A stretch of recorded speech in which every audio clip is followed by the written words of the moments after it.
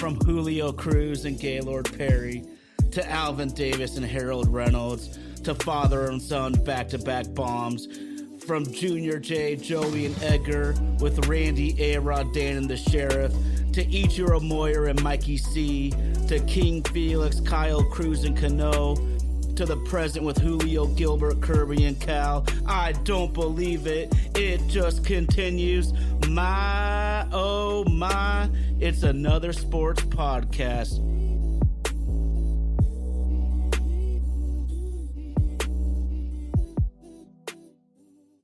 My, oh my, it's yet another sports podcast. We got super producer Indy down there in Nashville, Tennessee. That's Vaden Podcast Services.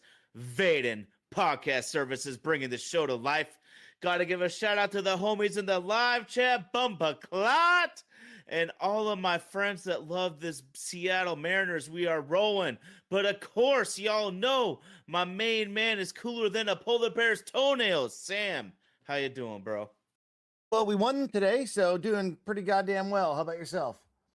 Well, I'm going to say I'm mediocre because that's kind of where the Mariners stand at 2-2. But Sam, you know I'm going to shout out our friends at Romantic About Baseball because I love that the beautiful sport on the diamond is back and in full swing. Romantic About Baseball. We're so proud to be part of Baseball Podcasters United. But check out our friends RAB on Facebook. But Sam, it's been really fun.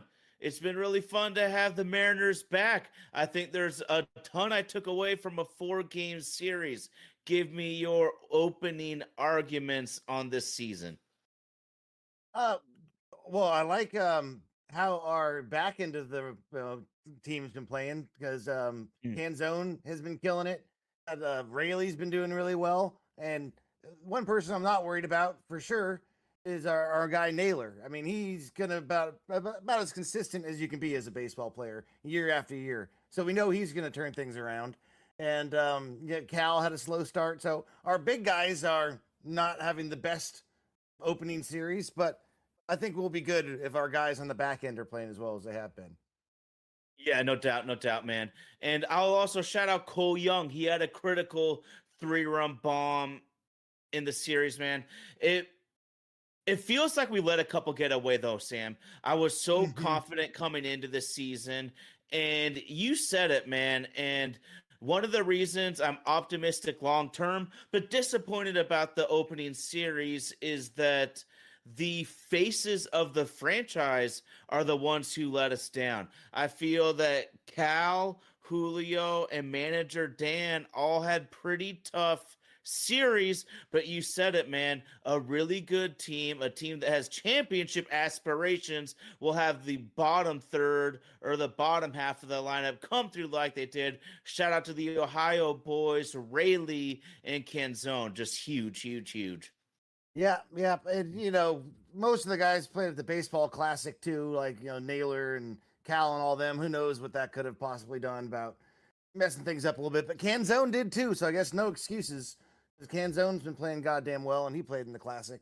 But yeah, I mean, I'm not worried about it. It's a long season. This is just the first series, so we'll be good. Absolutely. And Sam, I want to dig into something right now, and we got to give the biggest shout out right away to Emerson Hancock. This is a guy who was, I believe, the 6th pick of the draft at one point. Extremely high expectations, and frankly, he hasn't met them at all. But this could be a game-breaking, game-changing type of performance. The commentary team was all over it. We talked about it before we went live, but he's pumping in that four-seamer, 50-60% of the time, where that was a rarely used pitch in the past. We see that it has some late rise on it, clipping up there 95, 96, so we got a little juice. But when you have that upward tilt on that four-seamer, combine that with that nasty slow sweeper, then you throw in a sinker. Now, all of a sudden, Emerson Hancock's a completely different pitcher. Sam, it's one game, but congratulations. 6 innings pitched, zero hits allowed. Emerson Hancock, I don't want to get too ahead of myself, Sam, but this would be a game changer for his personal career and the Mhm. team if he could take a step. Oh yeah, and the Mariners are dynamite when it comes to developing a pitching staff. So Hmm. he was slow coming around, but sometimes that's just how it goes in baseball. Some guys develop quicker than others, and he has the talent, and I think he'll be good in the long run. I'm glad he's not in the bullpen. He has Yeah, starter no, potential. no doubt, no doubt. Well, the Texas Power Ranger Tyson B in the house, man. The Rangers made a couple of bold trades that I think might work for them. The Orioles made a pretty bold trade acquiring Taylor Ward, Sam. But talk to me. The Mariners made a bold trade themselves. Immediate return on investment. BD Brendan Donovan. Talk to me, dude. Yeah, he's been doing great at the plate, man. You can't ask for anything more. The third base aspect of it, he's gonna have to get used to doing that because playing the hot corner is different than some of the other infield positions. And as we saw yesterday, that one he just let sail went right into the outfield. So he's got a little growing pains there, but as far as the offense goes, we got nothing to complain about. He's been awesome. Yeah, And no you doubt, no gotta like doubt. the white collar, his personality and the grind in him. He's a stud. I like him in the Naylor combination. Yeah, no doubt, no doubt. Well, he's hitting lasers all over the place. What, 2 home runs in the first 4 games, and it's not just the lasers he's hitting all over the place, man. He's already making some great plays at third base, Mm-hmm. showing that grit, showing that hustle. This guy plays really freaking hard, Sam. And I want to give an example. We talk about manufacturing runs, but what does that really mean? Well, it's a 1 out scenario, and it looks like Donovan's about to hit into a routine double play. Nah, this dude hustles. He beats Mm-hmm. the throw. The inning's still alive. Now we get a double on the next batter, and this guy hustles again and is able to somehow score on a double down the line, which I did not think he would be able to from first base, but Brendan Donovan brings it with the stick. And then we talk about the base running, the smarts, the intangibles, the hidden runs, the manufacturing, the runs. Dude, Brendan Donovan, man, just immediate impact in the game. Yeah, no, the Poto seemed to be really on his game when it's coming to picking out character guys too, just guys that are going to fit Mm. in the clubhouse. And I think that's kind of been a strength the last couple of years of him picking up some guys here. So yeah, no, I couldn't be happier with Donovan. He has lived up to the billing as far as I'm concerned. No doubt, no doubt. Well, we're just giving so much love to Emerson Hancock, and he totally deserves it, Sam. But there's another possible game changer I look at right now, Sam, because from 2021 through 2024, the Mariners pitching staff was like top 2 to top 5 in every important pitching category you could think of. Then the year 2025, we made the playoffs, almost made the World Series. But this was behind a pitching staff that was honestly middle of the road in most of the important pitching categories. We saw really good starts across the board to open up the season. What do you think about the starting rotation as a whole? Gilbert, I don't know. He didn't impress me too much. He didn't really, I don't know, look too great. He didn't Okay. have the command. Wu, I thought looked good for most. He wasn't as sharpy as he usually is, but I mean, he looked pretty on point. But Kirby looked great. No complaints about Kirby. But yeah, once we get Miller back, man, I think we'll be good to go.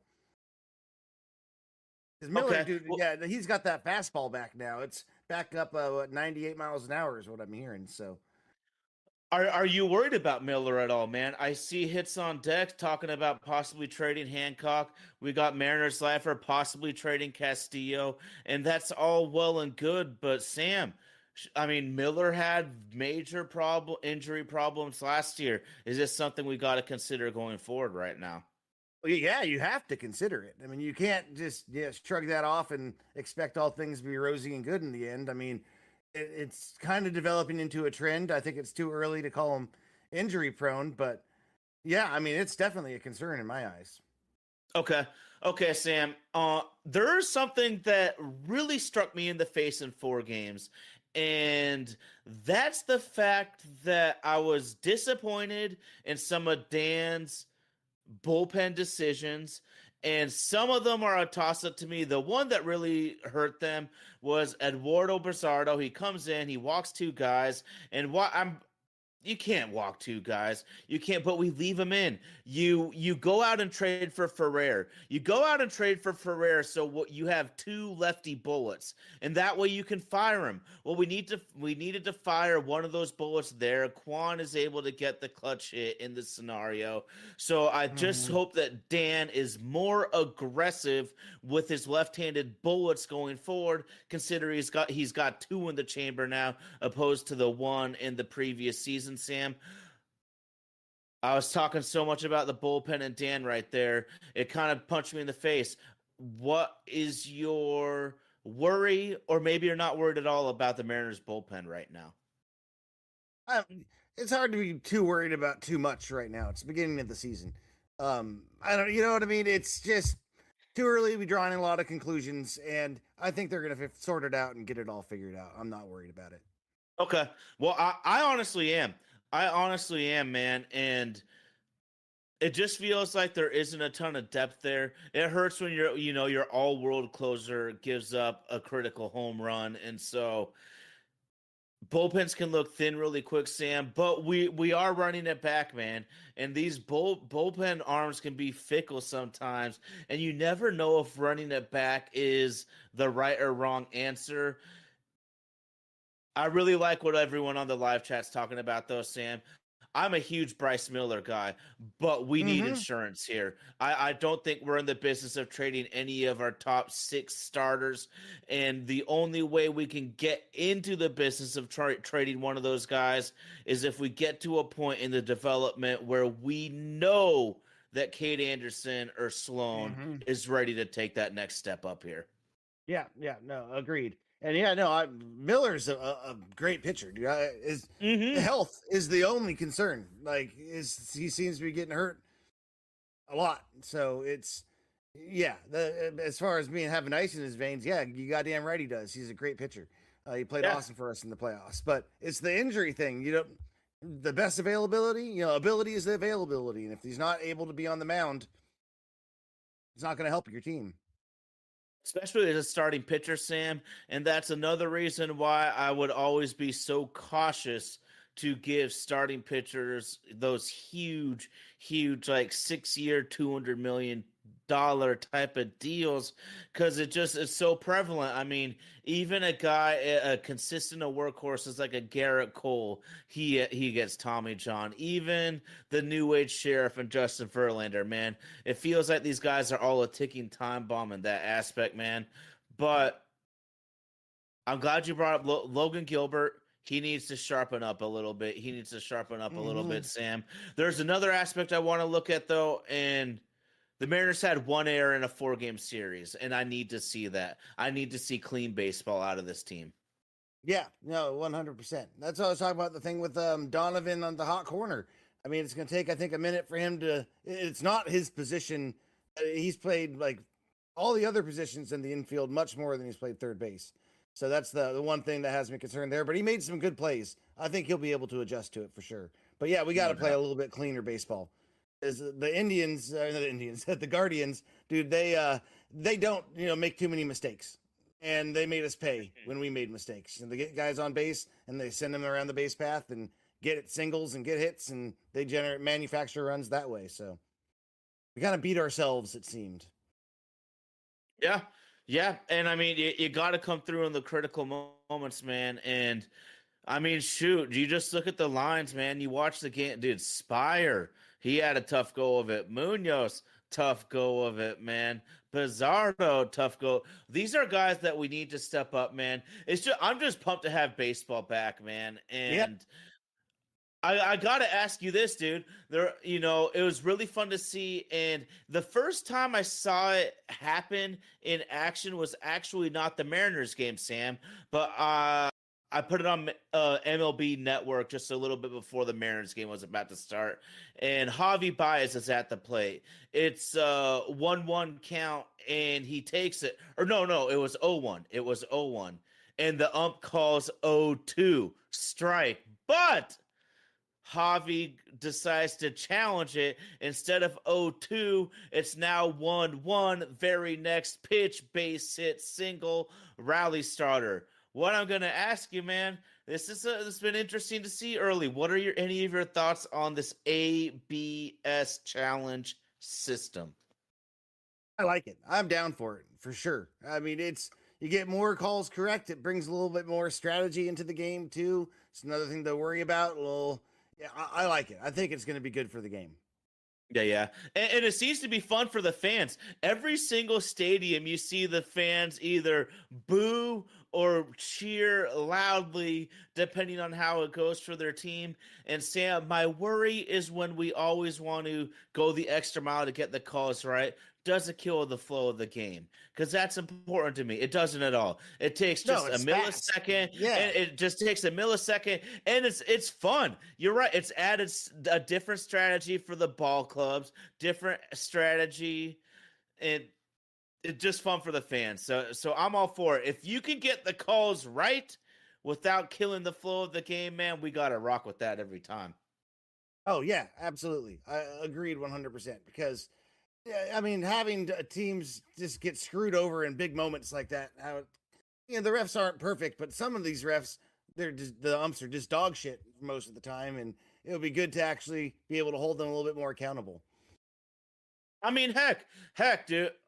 What could have possibly happened in the World Baseball Classic if Team DR was able to challenge what ended up being strike 3 and was clearly way below the zone? And the World Baseball Classic, man, was just so fun for so many people. But yeah, man, ABS is huge, and it could have been a game changer for Team DR.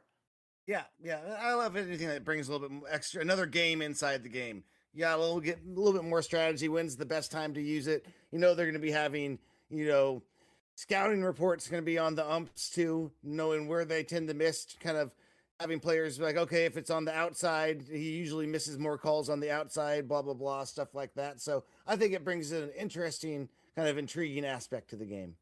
And okay, so we got to say this. Some umpires are getting killed by this ABS challenge system, but I got to give a little bit of credit. I want to say the players have been right like 54% of the time so far on these challenges. So we honestly got to give these umpires a little bit of credit. As much as I love to talk shit, as much as we know I do not like umpires at all, I got to give them some credit, man. They see the ball better than I want to give them their just due.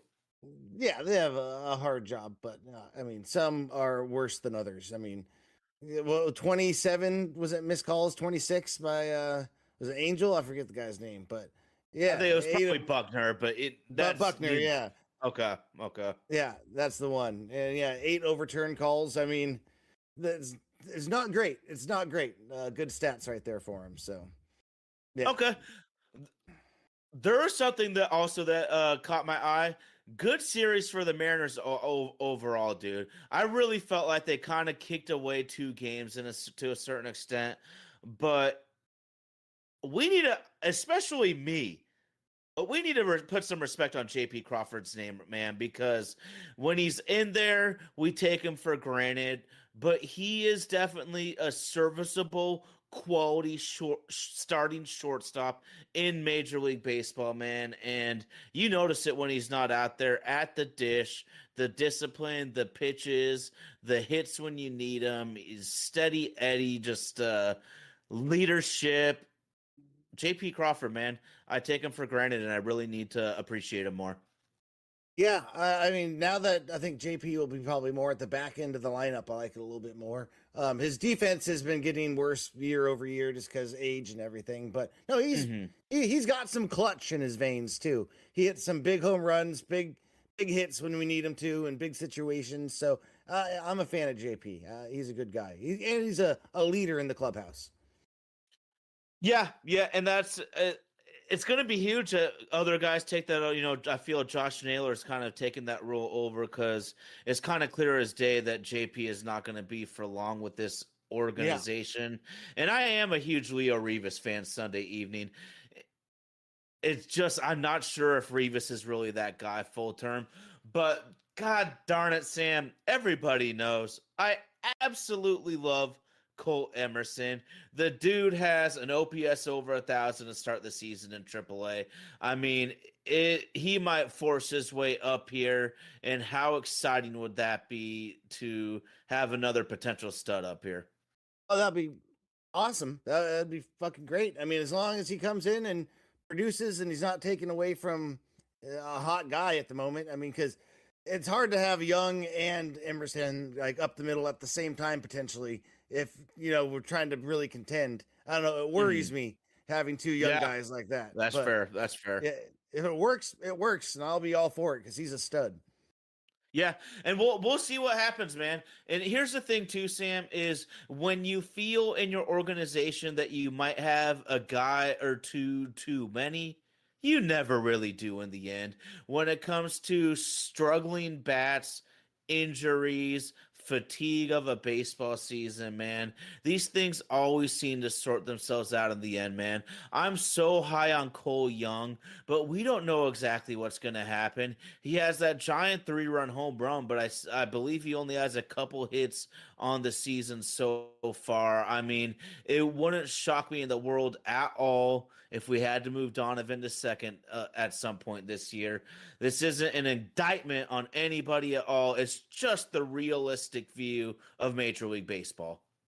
Yeah, I mean, he's been one of he's top 50% of our hitters so far, which isn't saying much since we have a few guys with 0 hits. Bliss, Naylor, who else has 0 hits? Let's see, Rob Ref Snyder, and he's got 3 hits, a home run, a double. Uh, I think he's done pretty well so far. 3 Well, I RBIs. mean, you pointed to the huge factor. The huge factor, man. We got to get more from our best players, man. Yeah, Yep. I say it all the time, but if you want to be a championship team or even just a winning team, your best players got to play like your best players. The Seattle Seahawks got that across the board this season on the Yes, sir. we need I mean, Julio, Cal and Naylor are all just riding the struggle bus and they need to somehow get off that goddamn thing, man. But I'm gonna do it one more time. Shout out to Rayleigh and shout out to Canzone. I think both guys are gonna have big years. Oh yeah, no, for sure. And Donovan, we got. I can't say enough about Donovan again, because he's Yes. batting what 429 right now with an OPS of 1.485. Yeah, that's pretty good. Pretty damn good. Oh shit, dude. Hey, dude, it's like Lupe Fiasco, man. It's the laser show, man. Oh Mm-hmm. my lord. Dude, Brandon Donovan and the laser so fun to watch, man. Seattle Mariners, New York Yankees coming up. Oh man, yeah. Ooh, baby. I kind of feel like the Mariners put Emerson Hancock at the number 4 spot to purposely have him skip the Yankees. Yeah. Castillo is such a crusty old vet that he might be able to pull a couple of tricks out of his sleeve that others can't. Just his experience against top level hitters over all these years. But man, New York Yankees, the shit gets real really fast, man. Do you think we're ready for this test this early? We don't have a choice. We got to be. So let's go get it done. I mean, they're 3-0 right now. They're looking pretty goddamn good. But I don't know. The Yankees always kind of seem like they're hot at the beginning, then they fizzle out. They are a bipolar team most of the time. So we'll see where they end up. Like it's the start of the year. Who knows what's going to happen. So yeah, Well, and we'll see. I mean the Mariners start last year we started 3-7, dude. I mean, I Mm-hmm. never want to overreact too much to anything, but then again, at the same time, the Mariners are a team that historically loves to miss the playoffs by one game. I mean, one of 162. At the end of the day, it's every single one is one of 162. Neither one is really more important than the other. Every game matters. That's why it's a win tonight league, man. It's a win tonight league. Yep, it is. And we were playing a good team. Cleveland's not bad at all with the playoff team last year.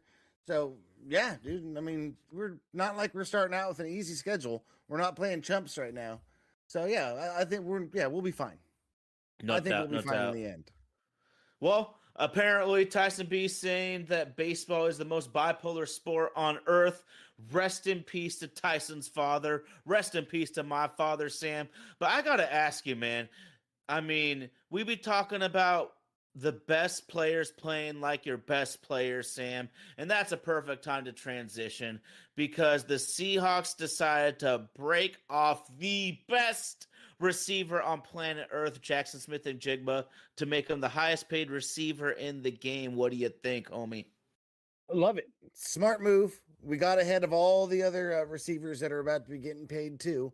Um, no drama involved with JSN. No biting allegations. No anti-Semitism. You know what I mean? Like it's yeah, he's a guy you can just depend on day in and day out, and he reset the market. You got to play your elite payers, elite money, and yeah, I'm glad he got his bag. He deserves it. Mhm. I'm really glad you brought up the low maintenance attitude that he has. Jackson is the opposite of the diva receiver.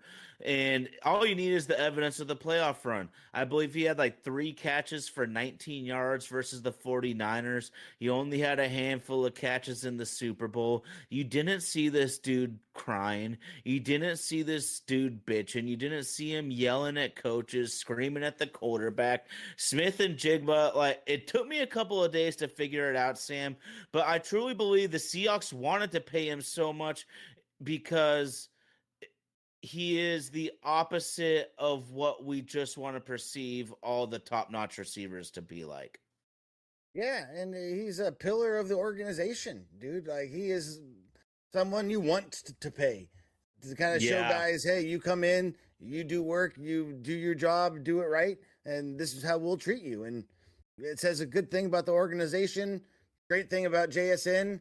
I mean, yeah, I'm sure happy we have him. The other two people that might reset the market, Puka and Pickens, I'll take JSN over both of them all day, every day. Oh my With the gosh. headaches involved, you know what I mean? Like, yeah, give me JSN all day. And that's on the good side. Like headache is on the good side for those two. Yeah, yeah. I mean, we could Definitely. go a little extreme if we needed to, man. M. Slifer Spoon is next, and He I sure love is. paying homegrown guys too, Sam.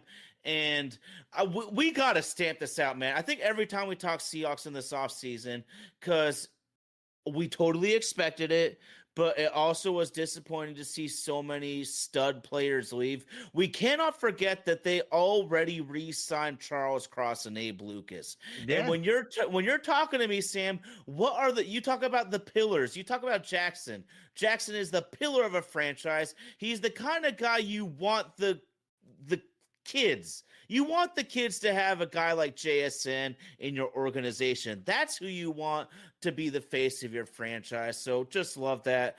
But in terms of on the field, man, get them big guys paid. We can find another safety, man. We can Mm-hmm. find another designated pass rusher. You can't just go and find offensive tackles.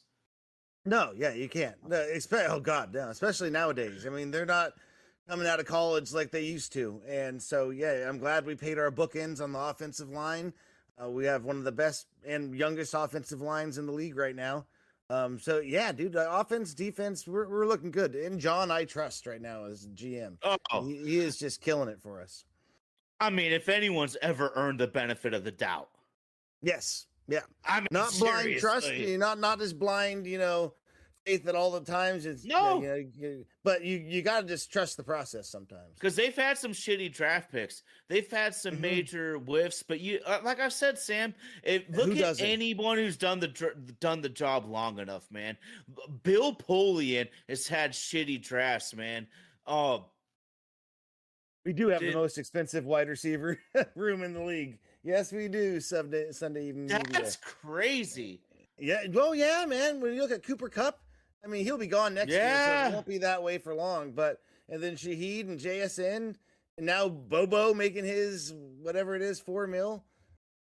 So yeah, I'm glad we kept Bobo too. If we want to touch on that, Super Bowl champion Jake Bobo. he's going to be our power slot guy of the future, in my Keep the opinion. special team special. Keep the special team. There. Let's dive into it, man. You say Bobo. I want to curb special teams. Give me more. What are you talking about here with this role you want, Bobo? It's the role that Cooper Kupp kind of invented, the power slot. The bigger slot receiver going to be blocking down the field.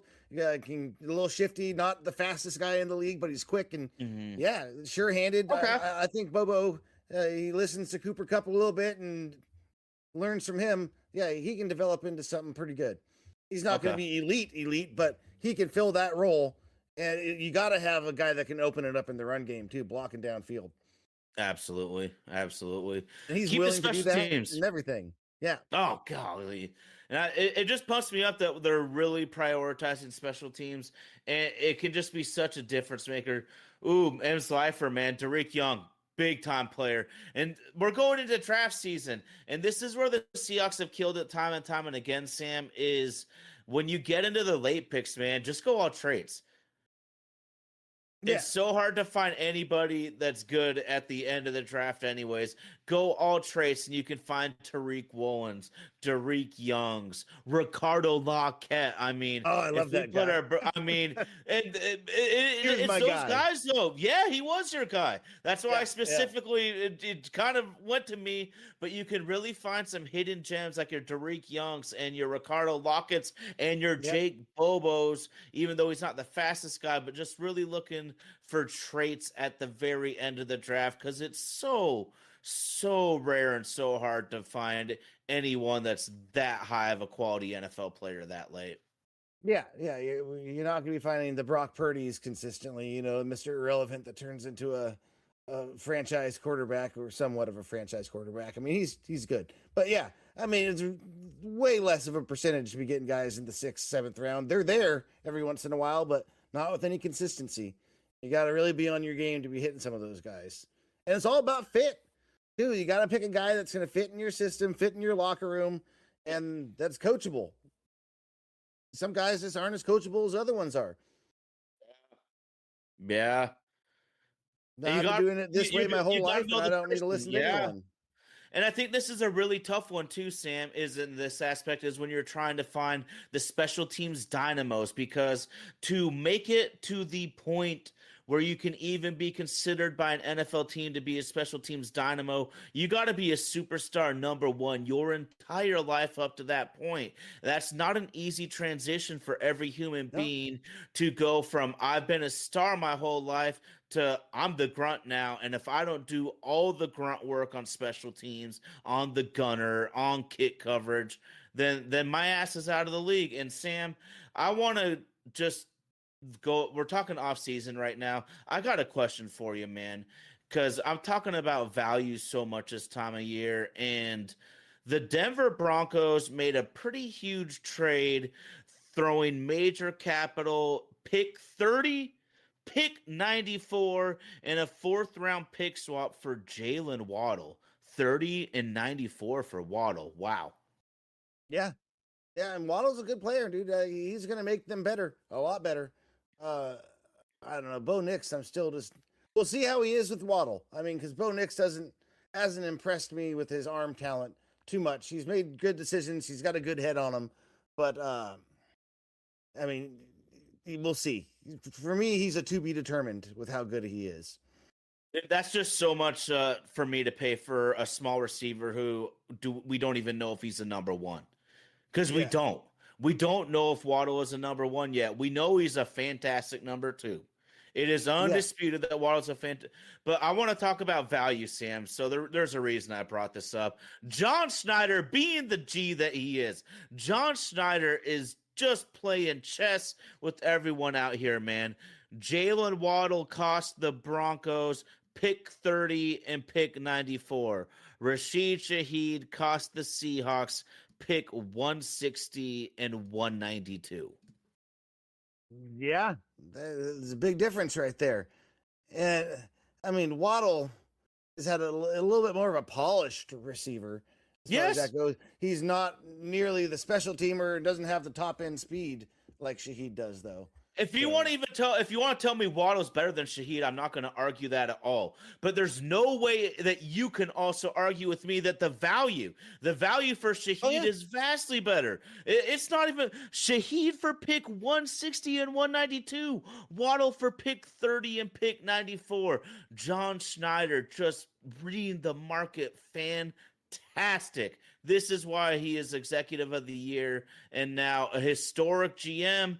What, him, Ozzie Newsome, Howie, the only GMs to win it with different coach and quarterback, and John's the only one to have 100% turnover. yeah, and it also depends what exactly you mean by like a better pure receiver. Probably Waddle, yeah. Better overall player. That's debatable. I like Shaheed a little bit more because he brings more Well, to the we team. saw the yards. We saw Yeah. the yards. Everyone thinks that Alec Pierce is Randy Moss all of a sudden, but what do I fucking know? I mean, Shaheed only had 500 more all-purpose yards this year, and last I checked, these kickoffs are making a big freaking difference, dog. Yeah, no. Now that they've been kind of emphasized like they have, I mean, it's huge to have him in the return game. Absolutely huge, and it showed this year. He's the best returner in the league, and he's on our team. That plus his receiving ability might put him over the edge over Waddle, in my opinion. Oh yeah. And we have the best punter. We have a top 5 kicker, and I'll take Jason over anyone. I don't give a shit. The national media can go and jerk off Aubrey and his 60-yarders as much as they want. I'll take the guy that makes these clutch ones when it matters the most on the biggest stage over and over and over again. Shout out Money Myers, baby. Yeah, do you see there's apparently a punter coming into the league this year that's running a 4.40? Woo! Yeah, I forget the guy's name, but yeah, you're in a Oh. 4.4840, something like that, and it's just drilling punts. Yeah, he looked like a stud. Oh, that's fun. That's fun. I mean, we've seen it. The Michael Dixon has started a punting revolution, man. You see these rugby Australian punters all across college football now, and Oh yeah, if college football is the feeder system of the NFL, so whatever they got, what Michael Dixon started a trend, and it's gonna grow. Look at all these yep. cats in Australia playing rugby. Just saw Michael Dixon be a critical player to winning a Super Bowl. Yeah, Crazy this is the shit. way NFL's pushing the whole international Yeah. thing. It's why they're doing it. They have the whole international league thing set up too for developing like other players in different countries and everything like that. So, yeah, I mean, it could be good for the league in the long run. I mean, there's going to be a lot more flops than there are going to be successes. Dixon, I think, is going to be the example of when it goes right, but there's a lot of examples of when it goes wrong too, because they Well, don't Dixon have. was proven. Yeah, and they This is what. Go ahead. I was to say some of the guys coming from Europe don't have the experience doing it in a game with the crowd, with defenders, NFL caliber defenders trying to block the ball, and special teams players trying to stop the kick. So when you get put in that situation, it changes things completely. You have to use a different angle, and just sometimes nerves get the best of those guys. So we'll see what happens. Yeah, no doubt, no doubt. I mean, you and me have kicked balls enough to know that sometimes you just shank it off the side of your foot, and that's what the fuck happens. But the huge difference with Dixon, man, is he was proven.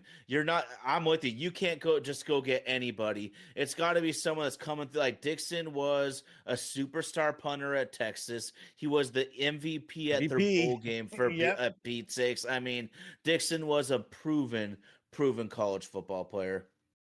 Yeah, for sure. And yeah, Tyson saying he would train his son to be a punter. Yeah, that or a kicker. I don't know. Kicker, I think you get paid a little bit more, and you also don't have have to hit guys as much. So if you want health, safety of the kid too, I might choose kicker as far as that goes. Yeah, they usually don't have to hit something unless something goes really wrong. Yeah. Well, we're down with either. It might be easier for the heart and the stress to be the punter, though. Yeah, that's true. There'd be a lot. That's true. There's a lot of stress being the parent of the kicker. Yeah, There's yeah. the parent of the punter's chilling at the game. The parent of the kicker's nervous as shit, dude. And you're never going to be the goat of the game, like, you know what I mean? The guy who really just gets shit on for missing a punt. Because God, who was the guy when we were at Wazoo? Who was the fucking really good kicker, and he just shit the bed and cost us. Dunning. Dunning, there it is. Oh man. Yeah, and he wasn't too popular in the school at that point. That's why you remember that guy, Dunning. Yeah, that was the one. Well, football fans can be ruthless, man. Football fans can be ruthless, they man. Can. Well, I mean, we dove into Mariners when we got a lot on the Seahawks, man, and I honestly want to just let's curb the draft for going forward, man, because we're gonna dig deep in the couple of weeks right before it. Yeah, agreed. Okay, man. Well, dude, freaking A, Major League Baseball, Seattle Mariners, man, our Seattle Seahawks gearing up for the NFL draft, Sam. There is also some major news in Seattle. If y'all didn't know, me and Sam have played a lot of round ball together throughout the years. Mm-hmm. Talk to me, man. Talk to me. Sonics? Really? Yeah. I'm excited, but I don't know how I'll watch. I won't have the same love. It's a different game. I don't know. It's, you got guys taking 8 steps, doing, all this kind of shit, traveling, and I don't know. I mean, I'm excited. I'm happy to have a basketball team back, but I haven't watched the goddamn game in 20 years or whatever it's been. So it's going to be interesting to see what happens. I'm excited, though, for especially the kids, because it sucks not having a basketball team growing up, because that was such a big part of our lives growing up with the Sonics and everything. And then one of the big questions is, what jersey are we bringing back? What's the jersey going to be? I mean, it's got to be the traditional green and yellow, maybe get that 90s green, red, yellow type of combo. That's kind of where I'm going. That one is kind of that when you think Sonics, for the most part, you're thinking that. Yeah. Well, I mean, but talk to us, people. When you think Sonics, you think Gary Payton and Sean Kemp. You think the glove in the rain, man. Come on, baby. Absolutely. A big Sammy Smooth. In the left-hander fucking threes, big smooth hell Sam yeah. Perkins, dude. Big smooth Sam Perkins, so far ahead of his time, man. All these big dudes stepping out shooting threes nowadays. Sam was one of the first cats doing it. One thing I want to just put out there though, right now, Sam, is I referenced just before we hit the mic, the easy part is done. The NBA said, okay, if anyone wants to give us $7 to $10 billion, we'll let you have a team. Well, now the hard part is what group is going to be like, yo, it's a lot of money. That's a lot of money. Decided. For the Seattle, at least. Do you think the fucking owners of the Kraken and them built that goddamn arena just for the Kraken? Redid that whole thing? No. Do you hear that they bought controlling interest too in the arena? The Seattle Kraken bought controlling interest very recently. Okay. The question's going to be for whoever's going to Vegas. I mean, the Vegas is they still got to build an arena. They have to find an ownership group. They have to do a lot more. And I'm curious of how it's gonna, what if Seattle, we're ready to go right now? Do we have to wait for Vegas? How does this work exactly is my question. Oh, interesting. Well, I would assume that they'd be okay because they have the arena for the Vegas Knights already. I do not know of what sort of quality it is. I've never been there at all, but it's not an NBA arena. It's not going to have the suites that they're going to want. And for the big money guys, I mean, it could. I don't. They're building a new arena for it. They are. I already know this. They're not going to be playing there long term. So they definitely are going to be building one, and so it's going to be at least a couple years until they're ready. A few years, 2029, I think, something like that. So, well, I'm really excited, man. But you said it. I don't think the love's not going to be the same, man. Because shout out to my homie RG was doing everything he could to try to piss me off on wax when the OKC Thunder won the title last year, Sam. And I Fuck the didn't Thunder. really care that much. I No, just didn't no. really care that much, man. And part of it's time, and part of it's I don't love the game. I don't love the league the way The I once league. It's the did. league. I love the game. I love basketball. But basketball is a great sport. Yeah, The man. league. I watched 2 minutes of college basketball all year, and the tournament comes on, and I just Yeah. love right away again. So yeah, Yeah. I feel Yeah. that. Definitely. But yeah, the league, I mean, there's some shady shit going on with the whole Ballmer situation and the Clippers. I don't know. And doesn't look like they're going to do anything about it. They're just, people apparently nowadays can just say, I didn't fucking know, and it wasn't me, and that's okay Well, for everyone. Silver has no spine. It's wild. It's wild. Yeah. Silver's Well, not they going want to his punish money. anybody. They like that his money's in the league. I mean, they don't want to come down on him. And he saved them when they had that fiasco with former owner Donald Sterling. That fiasco with Sterling, and Ballmer kind of bailed the league out with this huge money. We know that in a perfect world, Ballmer would maybe not have the Clippers right now because he always wanted the Sonics. Yeah. That was number one. Ballmer went down to the Clippers because he gave up on there ever being a team up here. That's how that all happened. That is facts. Absolute facts. And it's disappointing. Yeah, it would have been good to have him here. And we could have been, paying Kawhi Leonard with some credit card company that's fraudulent to not do any advertisements. Fucking, that shit's wild. $50 million. I forget how much they paid him. It was a lot. And he didn't do a single thing for the company. It was crazy. Dude, it's straight out of an episode of The Sopranos. I fucking love it, dude. Yeah, Pablo Torre, shout out to him on the reporting on this whole thing. 'Cause he broke that wide open. It's crazy. Good shit, man. Well, we got the Sonics back, man. Mariners are in full swing. I'm just so hyped about the NFL draft coming around the corner, man. Free agency ain't done for the Seahawks yet. I guarantee you they have a late signing or two. They always do that. Oh, yeah, after the cuts. There's definitely going to be bringing in some guys, at least for competition. The running back room isn't done yet. There's no chance in my eyes that the running back room is done. Zero chance. No. And patience is going to pay. Patience is going to pay in this.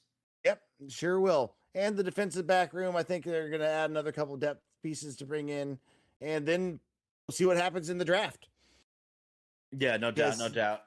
Yeah. I think we are going to get a running back in the draft. I do. I think. Okay, Sam. Guys. I'm in love with everything he does on the field in Mike Washington Jr. out of Arkansas, but my love was completely deflated, Sam, because I keep doing my homework like I do, and this guy's a fumbler. Oh, really? I can't have that. Do the Seahawks even consider a guy that puts the ball on the ground? How much are we talking? I want to say he put 4 on the ground this year. 2 of them lost, 4 fumbles in one college football season, and he has 12, 13, 14 in his career. This is worrisome shit, dude. Yeah, you can't have that. To the point where he's off he was number 2 on my targets, and I think he's off my top 5 now. Yeah, you can't have that. It's all about the ball, man. It's all about the ball. We can't be having people putting the ball on the ground. And that's what we take it for granted. Never fumbled. Dude, neither does Charbonnet. And you take it for granted when guys don't fumble. But it is maybe the most important attribute your ball carrier can have is do you hold on to the rock, bro? Mm-hmm. Yeah, no, I would say, that'd be dropping him off my board quite a bit too. Yeah, and I honestly think he might be off the Seahawks board now too, now that I did my homework on that, man, and found that out, because I just don't see the Seahawks wanting to take that gamble on a guy that puts it on the ground. Because, dude, this in college, man. Dude, now you get the NFL where these guys are so... peanut punch. Fucking Kobe Bryant just got the freaking bag, of one of the reasons is he's an elite puncher. You're just a peanut punch going to Chicago. Kind of funny how that works out, man. But that shit's real, man. They're coming for the ball, and if you knock it out, you get paid, and put it on the ground, you might be coming and working at Amazon soon, dude. Yep. Facts right there. Absolute facts. Well, homie, anything else you got for the people? No, man, I think we'll see them all next week, and Mariners are gonna turn it around against the Yankees. That's what we do, man. I ain't scared of these Yankees, man. This is a No. good Mariners team. We had a couple tactical errors. We had some of our best players struggle, but you know what? This is what your homies do. You pick each other up. And just like that, man, our homie Indy always picks us up. That's Vaden Podcast Services. Vaden Podcast Services. Shout out to the live chat. Thank you for the knowledge. Thank you for the energy. Shout out to Romantic About Baseball. My homie Sam. It's your boy Ty here. My, oh my, it's another sports podcast.